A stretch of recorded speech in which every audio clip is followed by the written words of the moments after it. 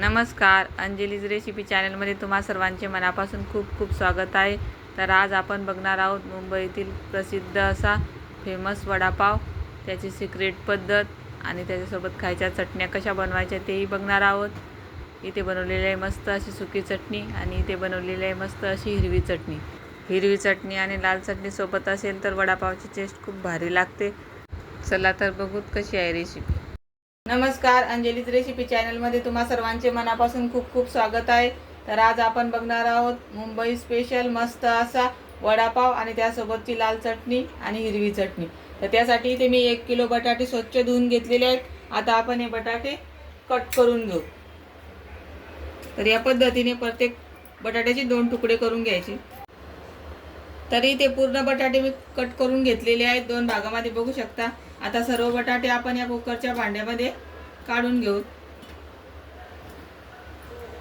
तरी तर मी तुम्हाला सर्वात मोठी टिप सांगणार आहे. कधी पण बटाटे उकडताना या पद्धतीने कुकरच्या डब्यामध्ये ठेवायचे, म्हणजे मग ते पाणी शोषत नाही, वाफेवरच ते उकडले जातात. आता आपण या कुकरच्या 3 शिट्ट्या करून घेऊ.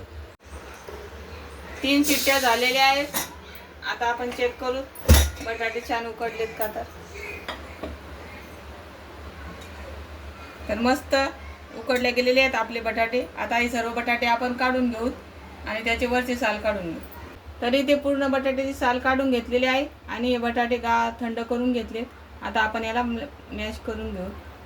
तरी ते मी पूर्ण बटाटे मॅश करून घेतलेले आहेत. आता आपण याच्यासाठी वाटण बनवून घेऊ. आता आपण हे बटाटे साईडला ठेवू आणि याच्यासाठी एक वाटण बनवून घेऊ. वाटण बनवण्यासाठी इथे मी घेतलेले आहेत हिरव्या मिरच्या.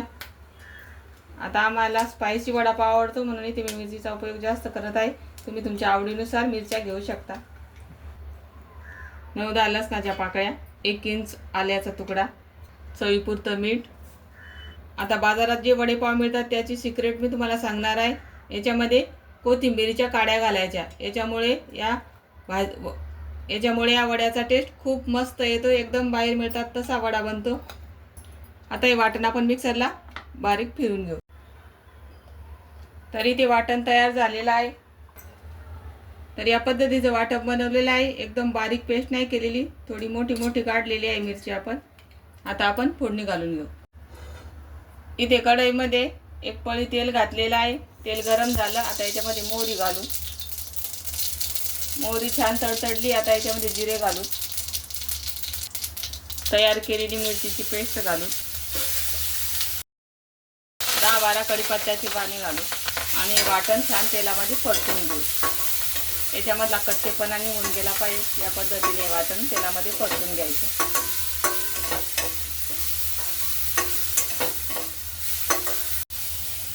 गॅसची फ्लेम कमी करायची, नाही तर हे वाटण करपू शकतंय. वाटण छान परतले गेले. आता याच्यामध्ये अर्धा चमच हळद घालू. हळद पण वाटणामध्ये परतून घेऊ. 2 चम्मच धने घेतलेले आहेत मोठे मोठे कुटून, ते घालू.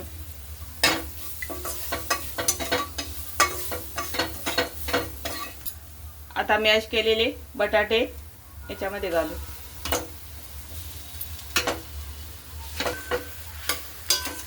आता हे बटाटे या वाटणामध्ये छान मिक्स करून घेऊ.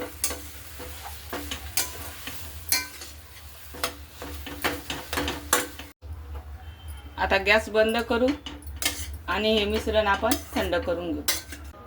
आता हे मिश्रण आपण गार करायला ठेवू. त्याच्यामध्ये 1 वाटी कोथिंबीर घालू. मिक्स करून घेऊ.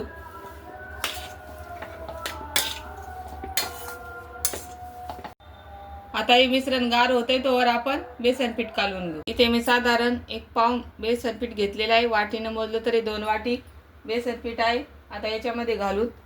चवीपुरतं मीठ व्यवस्थित मिक्स करून घेऊ.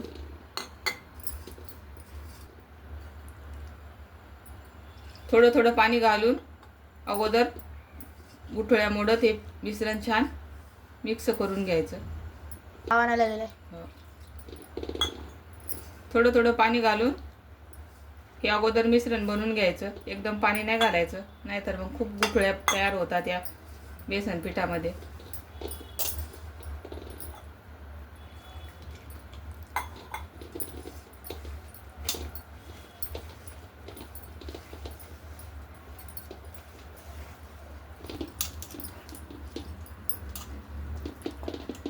तर इथे मी थोडंसंच पाणी घालून पूर्ण बेसन पिठातल्या गुठळ्या मोडून घेतलेल्या आहेत.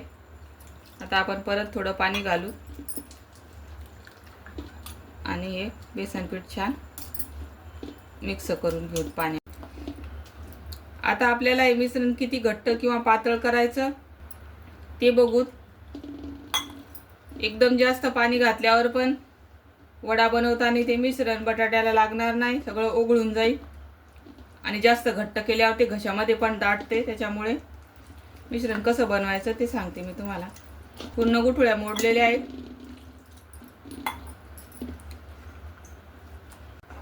तर बघू शकता या पद्धतीचं आपल्याला बॅटर पाहिजेत.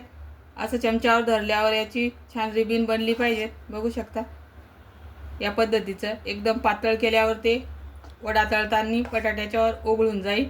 आणि जास्त घट्ट बनवलं तर ते घशामध्ये वडा खाताना दाटल्यासारखं होईल. आता आपलं हे बेसनाचं मिश्रण तयार झालेलं आहे. आता आपण हिरवी चटणी बनवून घेऊ. हिरवी चटणी बनवण्यासाठी इथे मिक्सरच्या भांड्यामध्ये एक मूठ कोथिंबीर घेतलेली आहे. त्याच्यामध्ये घालू एक आल्याचा तुकडा, गरजे इतक्या हिरव्या मिरच्या, चवीपुरतं घालू मीठ, 10-12 लसणाच्या पाकळ्या, थोडासा लिंबाचा रस घालायचा. आता हे आपण वाटण मिक्सरला बारीक फिरवून घेणार आहोत. तरी ते आपली तयार झालेली आहे मस्त अशी हिरवी चटणी. बघू शकता कलर किती मस्त आलेला आहे. आता आपण ही चटणी एका बाउलमध्ये काढून घेऊ. तर आता आपण लाल सुकी चटणी बनवणार आहोत. त्यासाठी इथे हे जे आपण मिश्रण बनवलेलं आहे बेसनाचं ते घेतलेलं आहे. आता हे मिश्रण आपण थोडंसं तळून घेणार आहोत. आता हे मिश्रण आपल्याला एकदम असं बुंदीसारखं सोडायचं आहे.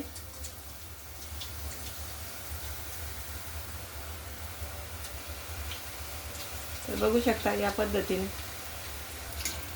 आता हे आपल्याला एकदम क्रिस्पी होईपर्यंत तळून घ्यायचं आहे. तर बघू शकता एकदम क्रिस्पी होईपर्यंत आपण हे बारीक भजे तळून घेतलेले आहेत. आता आपण हे तेलातून बाहेर काढू. आता एका प्लेटामध्ये काढून घेऊ.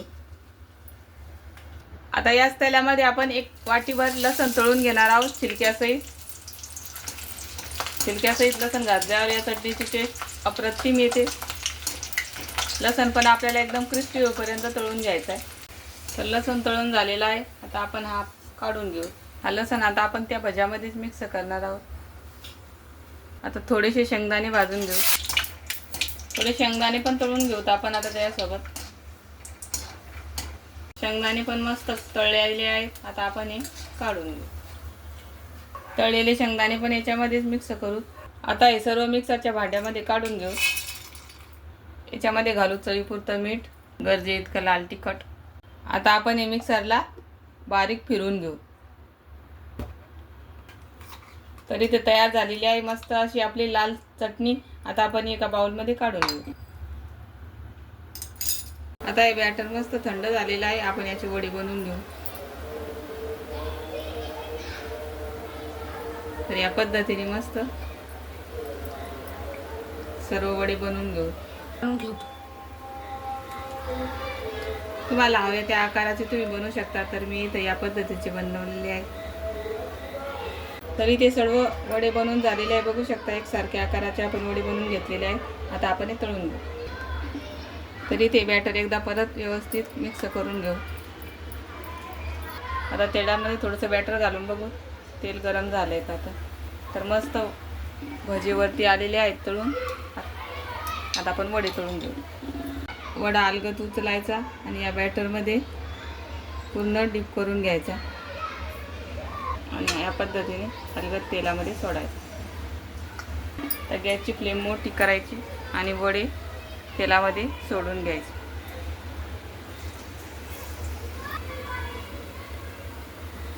जेवढे वडे बसतील तेवढे आपण आता या तेलामध्ये टाकून घेऊ. गॅसची फ्लेम मोठीच ठेवायची, नाही तर वडे मग तेलकट होतात तेल थंड झालेलं असल्यावर. आता गॅसची फ्लेम मिडियम करू आणि मिडियम गॅसवर वडे छान क्रिस्पी होईपर्यंत तळून घेऊ. तर या पद्धतीने उलट पुलट करत मस्त सोनेरी रंगावर वडे तळून घ्यायचे. आता आपले सर्व वडे मस्त तळल्या गेलेले आहेत. आता आपण हे काढून घेऊ. आता गॅस परत मोठा करू आणि बाकीचे वडे तळून घेऊ. तरी ते मस्त आपले वडे तळून झालेले आहेत. आता आपण हे वडे पण काढून घेऊ.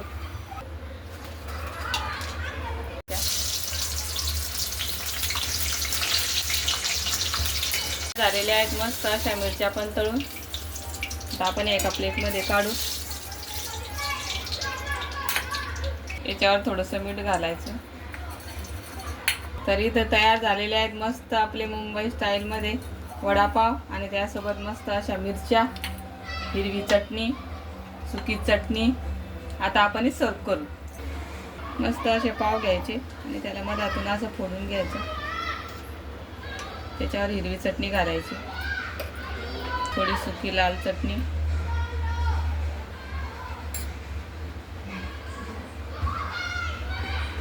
आणि मस्त असा वडापाव इथे तयार झालेला आहे. मस्त असा मुंबई स्टाईल वडापाव आणि त्यासोबत मिरची.